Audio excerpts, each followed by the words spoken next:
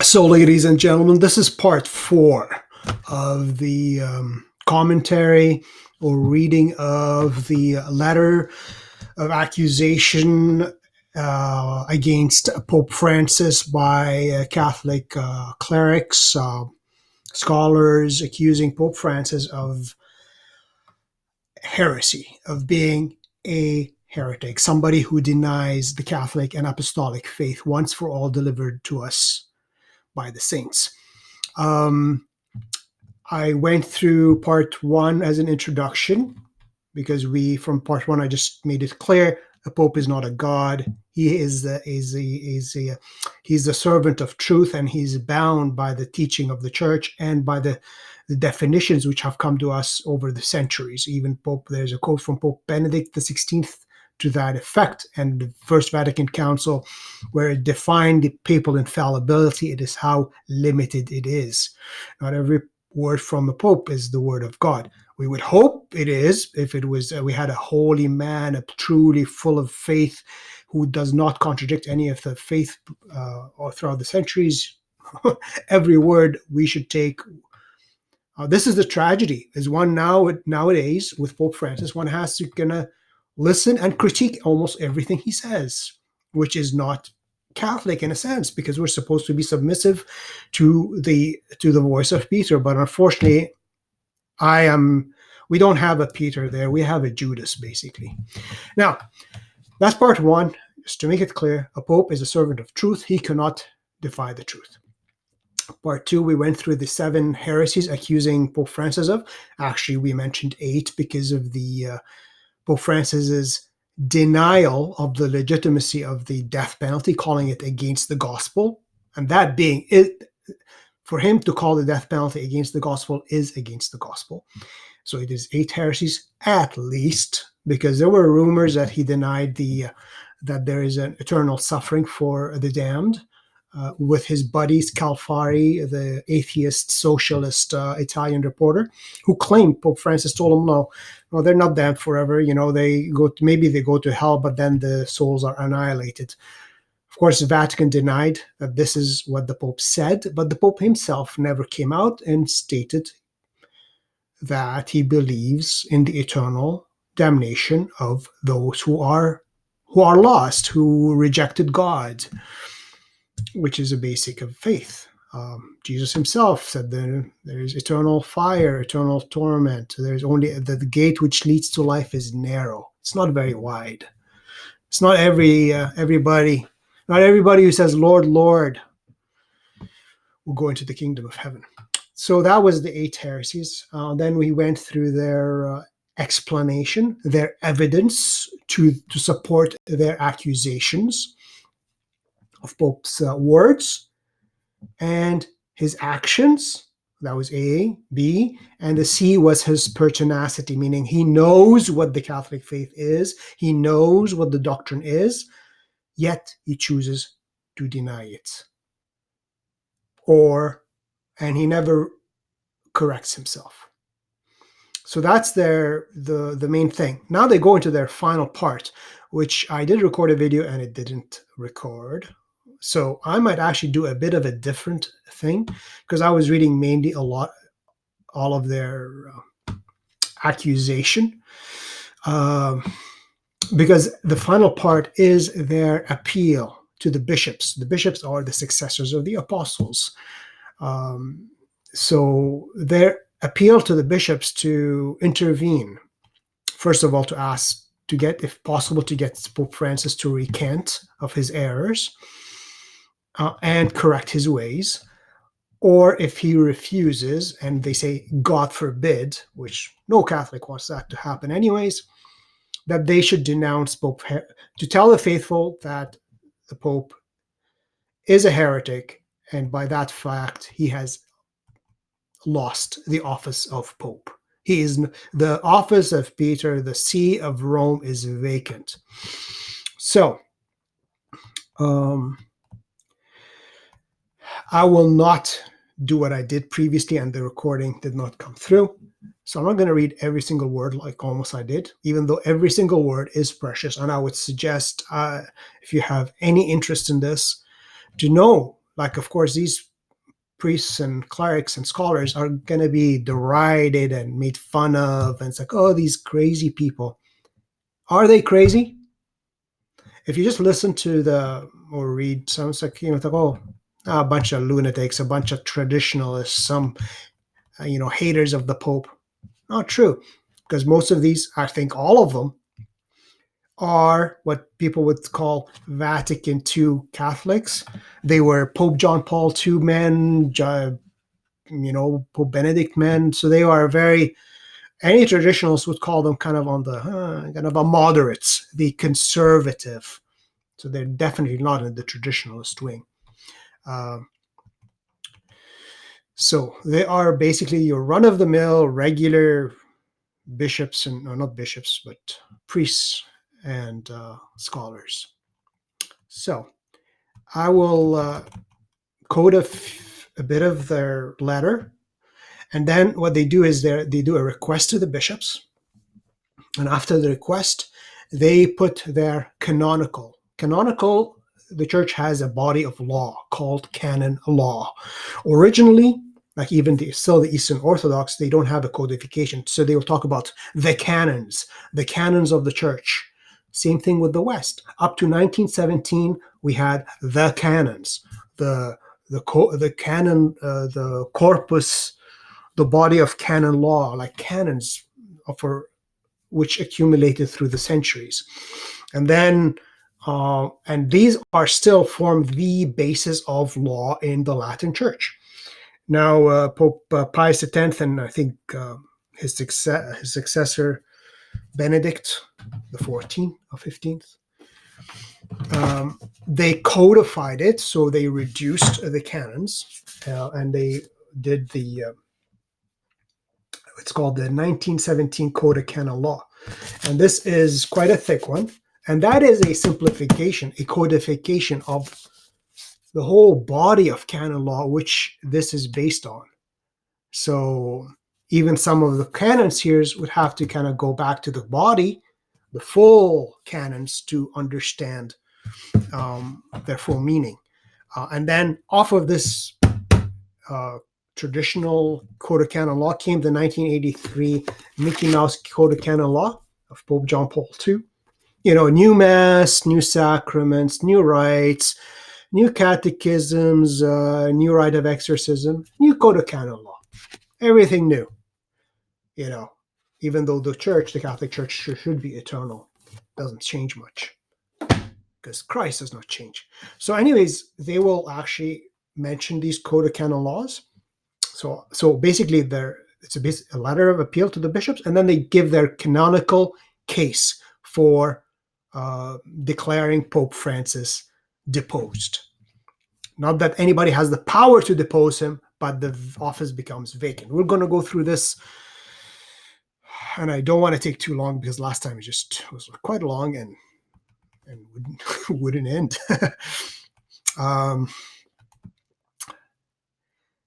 And I read it already several times, more than I care to, honestly speaking.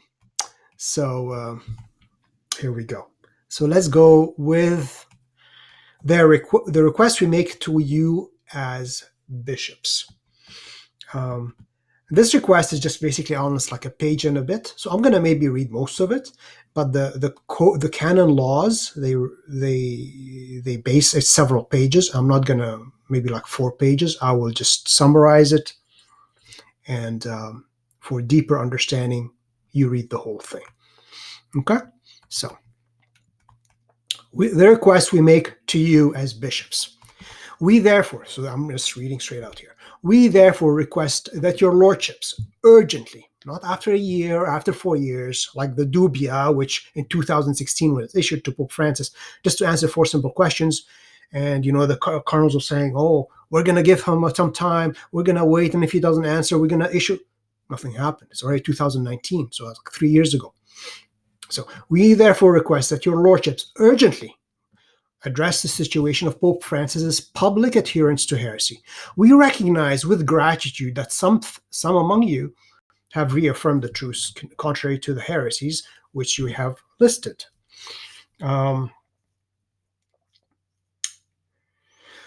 which we have listed or else have warned of serious dangers threatening the church in this pontificate. For example, they're talking about Cardinal Burke, and then Cardinal, I don't know how to pronounce his name,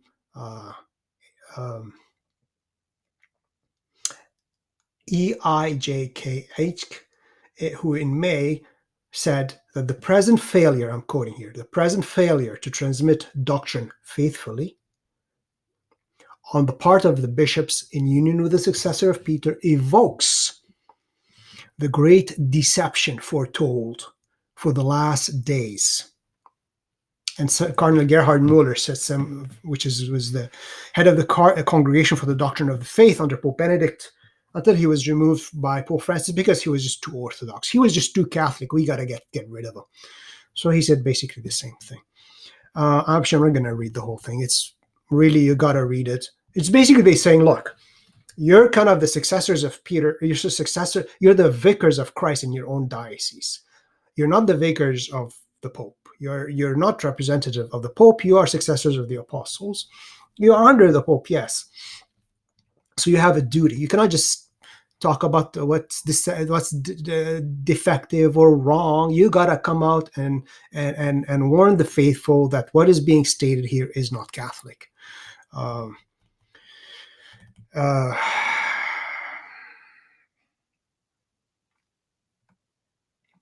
I'm just going to read one line here.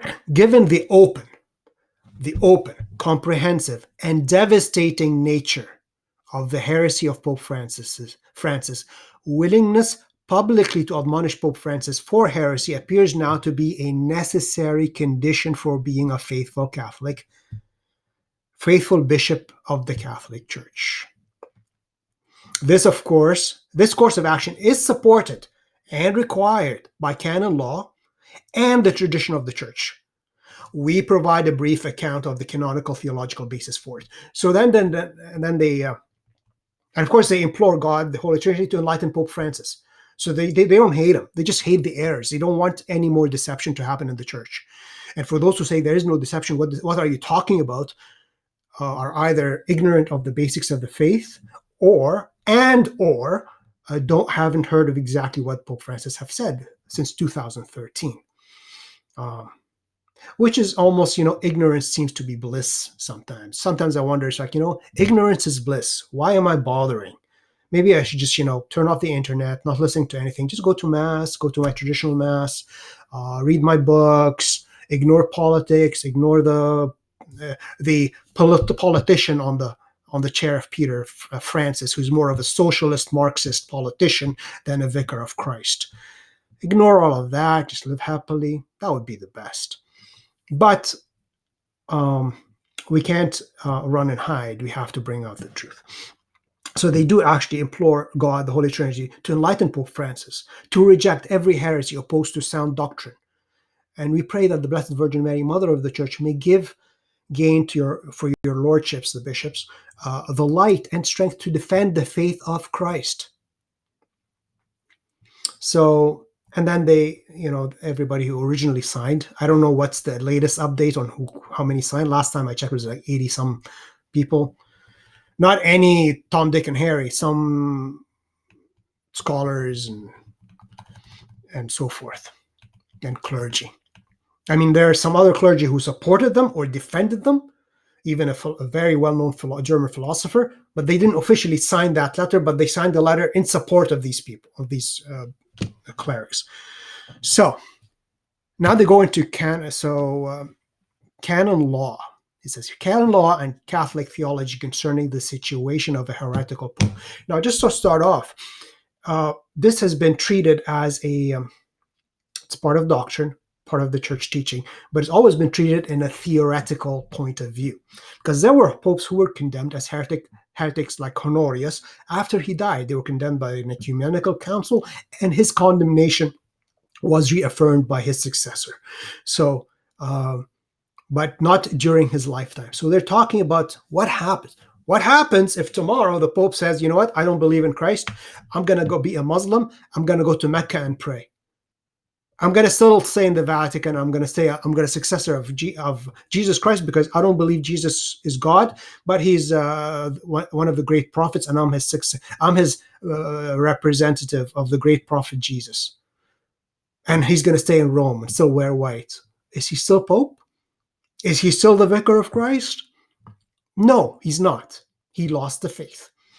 That's what heresy is, losing the faith. So what do? Do we just sit there and be quiet and listen to him and accept him as Pope? Individually, unless it's absolutely clear in the way the example I gave, then I would have zero hesitation in denouncing him as a heretic, as not a Christian, as not Pope, period. But in this situation, because there's a lot of heresies, but they're not so explicit that it would render him absolutely clear for any faithful to condemn him. That's why they're asking the bishops, condemn him, because his heresies are clear, but we still need some what do you call it, support. The bishops are the successors of the apostles. And remember, the Arian heresy in the church in the 4th century or 5th century, almost every bishop fell. It was very few bishops who maintained the faith, and the faithful maintained the faith, like Saint Athanasius from Alexandria that's why it's called Athanasius against the world, because he was against almost every single bishop. Even the Pope kind of cowered off, and he wouldn't defend him too much. So just because the numbers are few does not mean they are wrong. But then truth triumphed. So they're talking about the popes it's a discussion among theologians over the centuries. And then they say they agree, of course.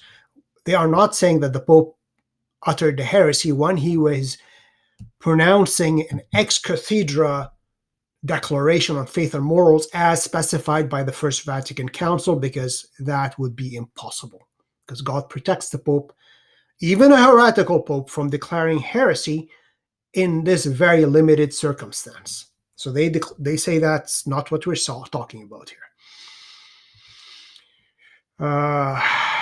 And they agree that the church doesn't have jurisdiction of the Pope, because, you cannot have jurisdiction over their superior. But then they say, it is agreed that the evil of a heretical Pope is so great that it should not be tolerated for the sake of some allegedly greater good, which is basically Bishop Athanasius Schneider. That is his whole point. It's a greater good. Let's not cause division, because division would happen if, 100 bishops declared him a heretic and 700 didn't. What's going to happen to the church? I don't know. Big, huge divisions. What's going to happen? I don't know.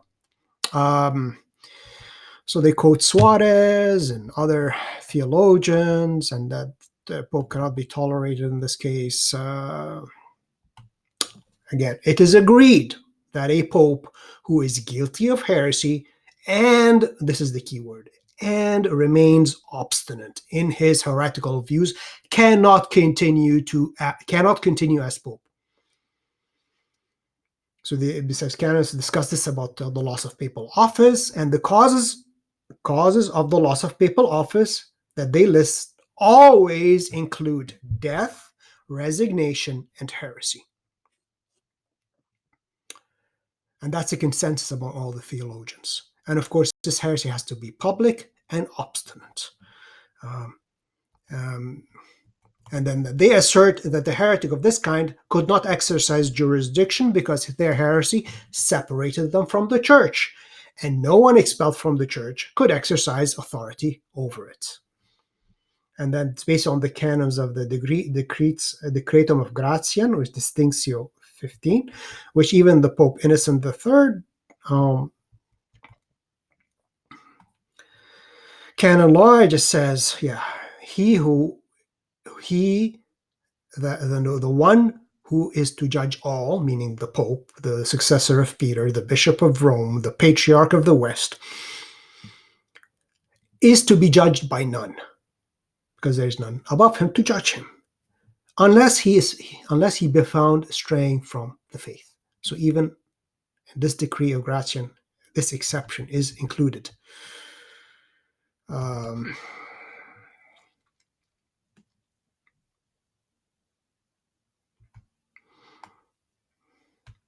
And then he says this canon was included along with the rest of the Decretium of Gratian in the Corpus Juris Canonici,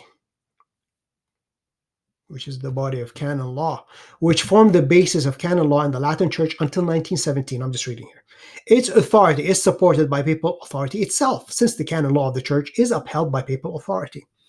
So, and even Pope Innocent III asserts in a sermon that the Supreme Pontiff, that God was his sole judge for other sins, that he could be judged by the Church only for sins committed against the faith. That's from Pope Innocent III. And that says the canon was universally accepted in the Church.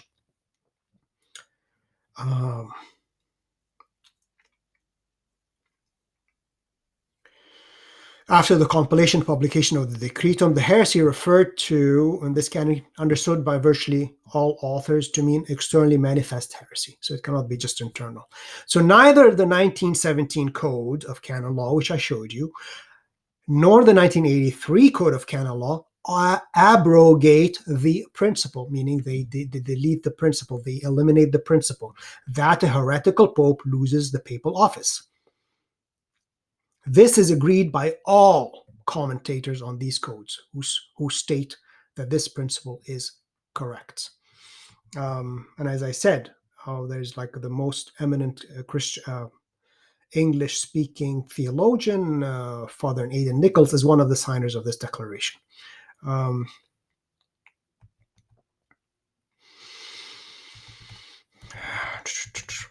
I'm going to go into these codes in a second, but here it says, because there's people who call sede vacantes. These sede meaning seat, vacante. Vacantes is empty. The seat is empty. So these people say there is no pope. And they've said that since they say, most of them say there hasn't been a real pope since Pius XII. And not all, if that was all their criticism, and because the pope fell into heresy or preached error and automatically lost papal office, one might say, okay, well, this creates chaos, but I get your point. But most of them, they deny the validity of all ordinations, sacraments of the Catholic Church. They say, even the bishops are not real bishops because their ordination is invalid. The priests are not real priests, but their priesthood is invalid. They're not ordained a real priest. So the mass is not a real mass. It's just a commemoration because they don't have power to change the body and blood, to change the bread and water and bread and wine into the body and blood of Christ. So I absolutely disagree with this. And Michael Davies, in his book, The Order of Melchizedek, basically demolishes this attack because they claim, the Pope changed the word of ordination. Yes, but still, that did not change the validity. But that's beside the point. So he says here. So basically, they say, because they say the conversation, the office is vacant, the office is vacant. Okay, that's it. But he says this would create chaos because everybody, any Tom, Dick, or Harry can go and say, I don't believe this Pope is not Pope. Oh, no, he is. So two Catholics, everybody would have an opinion, would just create chaos. Just says that in the event of a Pope embracing heresy, as many theologians have it. So it would leave each individual Catholic to decide whether and when the Pope could be said to be a heretic and to have lost papal office. It should instead be accepted the Pope cannot fall from office without action of bishops of the Church. Here they don't mean the bishops have the ability to depose a Pope, but that they declare that he has been deposed because he has preached heresy and fallen into heresy and he refuses to recant.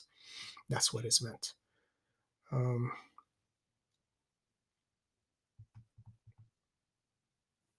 The Church is determining that the Pope is a heretic, and the announcement of his heresy, just the announcement by the bishops of the Church, is what makes the Pope's heresy a juridical fact.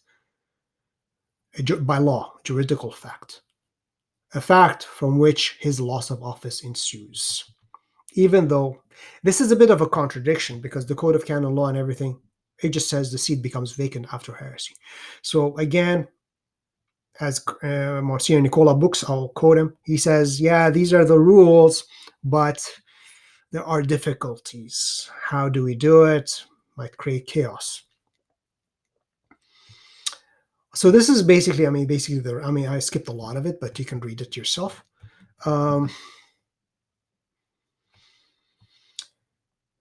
So, say they do mention the Code of Canon Law, and I will show you the Code of Canon Law. First, the more traditional one, the 1917 Code of Canon Law, and it is Canon 188 here. And I suggest every Catholic priest buy this thing. 188 in the Old Canon Law, and in the Mickey Mouse new version, 1983, Canon 194. That's the Mickey Mouse version.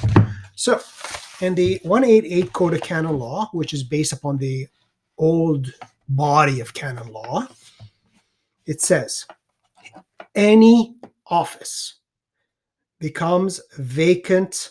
So any office, and of course we're talking about church offices, cleric, bishops, bishoprics, patriarchates, priestly offices, the office of a priest, office of a bishop, office of a patriarch, office of a deacon, office of a subdeacon, office of a, So any office becomes vacant. The office becomes vacant. So nobody needs to make it vacant. The office itself becomes vacant upon the fact, de facto, upon the fact, without any declaration. So the office becomes vacant upon the fact, the de facto, without any declaration, by tacit resignation. So how does it become vacant? They consider it becomes vacant by tacit, so not explicit, by tacit resignation. Meaning, I don't say I'm resigning, but really, that's what happened. You resigned.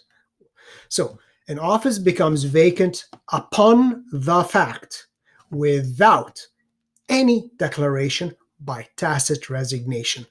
Recognized by the law, not by anybody, by the law itself. If a cleric, of course, in the traditional way, there's different, the minor clerics, the reader, the lector, the exorcist, the acolyte, and so forth, including, of course, subdeacon, deacon, priest, bishop, pope. So if a cleric, so any office becomes vacant upon the fact and without any declaration, by tacit resignation, recognized by the law itself, if a cleric, and a pope is a cleric, a member of the clergy, and for this code 188, section 3, so if any cleric accepts, ignore section 3, section 4, part 4, publicly defects from the Catholic faith. So there's other things which could make the office vacant. But basically, Canon 188, section 4, so the office becomes vacant by the fact, and without any declaration, by tacit resignation, recognized by the law itself, if a cleric publicly defects from the Catholic faith. And that meaning the public defection from the Catholic faith is heresy or apostasy. These are defections from the Catholic faith. So according to the traditional codes of canon law and the body of canon law, the office becomes vacant by the fact. And even this is based on the 1917 code. So sometimes you have to read this to get some clarification on that. And that's, of course, the Mickey Mouse version, the new version of the Pope John Paul II, the Great. Yeah. So this is in, so Canon 194. And there is a kind of a contradiction in that one. Not actually a contradiction. I will explain my understanding, okay? So, again, I'm not a canonist. I'm not a priest. I'm not a theologian. I just can read. So, Canon 194. The following, so see, notice the change. The other one, the office becomes vacant. In this case, the following are removed from ecclesiastical office by virtue of the law itself. So again, the following are removed from ecclesiastical office, which includes the Pope, because that's an ecclesiastical office, by virtue of the law itself. So by the virtue, by the power of the law itself, not by the power of anybody, by virtue of the law itself. The following are removed from ecclesiastical office by virtue of the law itself. And in number 2, it is 1. There is no restriction on who this 1 is. So, and of course, ecclesiastical office, this has to be a cleric, a member of the clergy, of which the Pope is. So if number section 2, one who has publicly defected from the Catholic faith or from communion with the Church.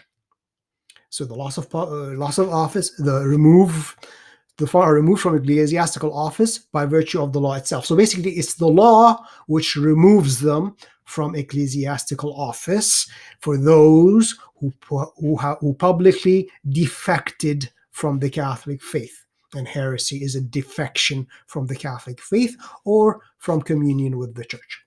That would be identical virtually to the 1917 code, except now they add section 2 here. It says, the removal mentioned in number 2 and 3.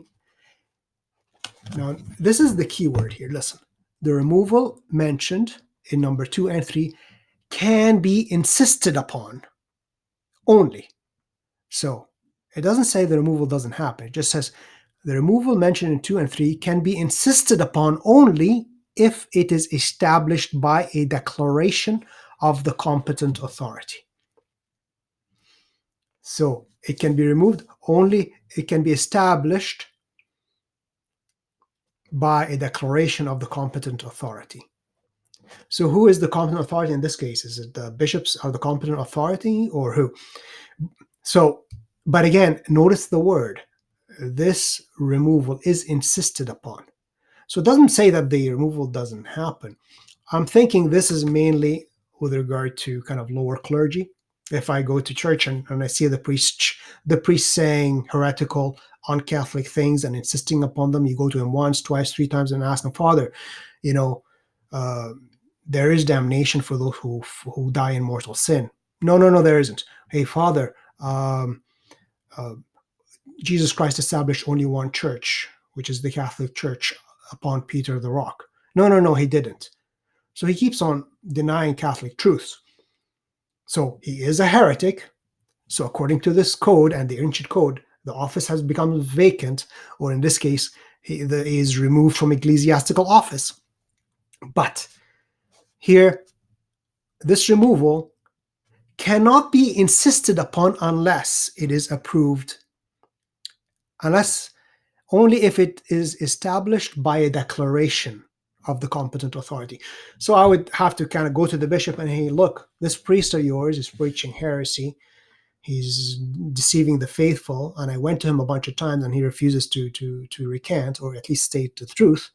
So he is a heretic. He has to be removed. I'm insisting that he has to be removed from the ecclesiastical office because by virtue of the law, he has been removed. But we need your declaration, for your grace. He has to be removed. And that actually goes for bishops. We'd have to go to a superior in maybe the Vatican Congregation of Bishops or something. Now, notice that this does not say he's not removed from the office by virtue of the law, as it clearly says, but we cannot insist upon it without a declaration of the competent authority. So it's basically pretty much the same thing, a minor contradiction in the Mickey Mouse Code of Canon Law. But if we base it upon the real Code of Canon Law, the ancient one, and upon the whole history of the church, the office becomes vacant upon heresy. And now, I will quote, and I did actually dwell on it a lot previously, so I will not this time, because I dwelt on it and it didn't record. So I hope this video actually ends up recording. So I will do it very fast. First of all, Cardinal Brandmüller, friend of Pope Benedict XVI, in an interview in a German magazine, Frankfurter Allgemeine, in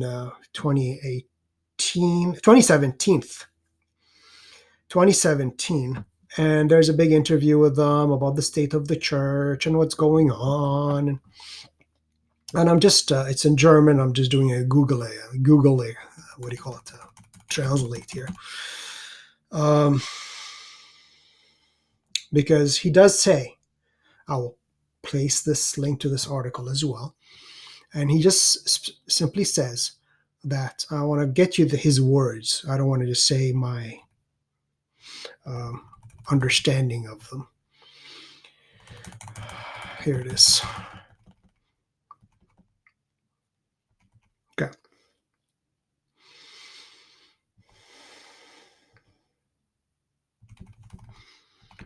Okay, here we go. And he's one of the most respected cardinals, one of the few Germans who still has the guts to proclaim the truth.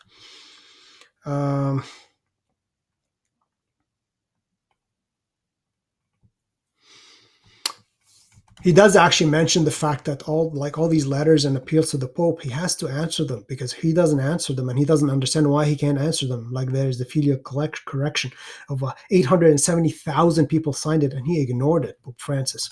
So he says, if this is not answered, an explosion will happen. And this letter, this accusation of heresy is the explosion. This is the nuclear bomb on the head of Pope Francis. Where it is. Okay, so here it is. And I'm just saying here it is just to pass the time because I'm just trying to find the quotes here. Okay, here we go.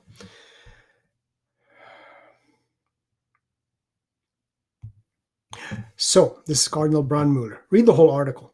So I'm going to put a link to it. So if someone thinks that they can contradict the defined dogma of a general council, and a lot of these heresies previously, which the accusations are denial of doctrine declared infallibly by the Council of Trent. Okay, so and then where is it? Here we go. So if anyone thinks they can contradict the defined dogma of a general council, that's a big deal. That is called heresy. And that means expulsion from the church because of leaving the common foundation of faith. And now the interviewer says, and who, even as Pope, who simply believes in a world of yesterday and says, I am a man of today? Then Cardinal Brandmüller says, anyone who thinks that this has long, basically the doctrine and the teaching of the church has long been superseded by social and cultural developments takes up the view of the classical modernism of 1900. This is no longer Catholic, meaning it's heretical. Pope Pius X, who fought against modernism in the 1900s, called modernism the synthesis of all heresies. So here we go. Your heresy causes expulsion from the church, and it's no longer Catholic. So if you're expelled from the church, how can you be Pope or a bishop, for that matter? Now, and actually, I forgot the last on my picture of the video, the part 3. There's a picture of a stamp. The Vatican actually issued a stamp in commemoration of the Reformation, the 500th year of Protestantism heresy, and of Luther and his main theologian. Imagine the Vatican issues a stamp commemorating heresy, schism, death, and destruction. Okay. All right. So anyways, so we dealt with the letter, Braunmüller. Now this is actually printed in 2 March 2013 in La Civiltà Cattolica, which is a Jesuit magazine in the Vatican in Rome. The author teaches canon law at the Pontifical Gregorian University, of which he is rector, Father Gianfranco Giralanda, S.J. So this is printed before the election of Pope Francis. So he has causes of the vacation of the Roman See. So how does the vacancy of the Roman See happen? So the vacation, and remember, he's the rector of the university. He teaches canon law. He's a. There's no question about who he is. Okay, it's not like me. I'm just reading this and coming up with my own understanding. No, so the vacancy of the Roman See occurs in the event of the cessation from